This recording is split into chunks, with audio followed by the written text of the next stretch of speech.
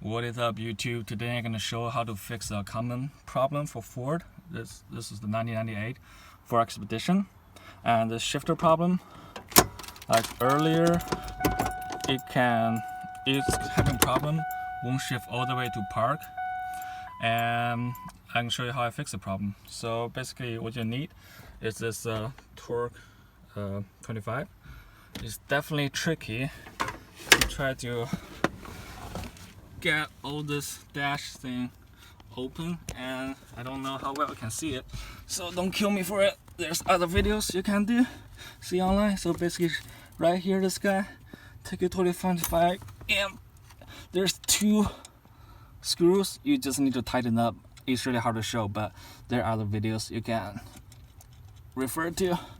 Basically, it's really that simple. Just tie those 2 screws with this 25, and then you're gonna have all the ranges. Hopefully you should be able to start at park. Yeah, it does. That's it. Thank you guys for watching.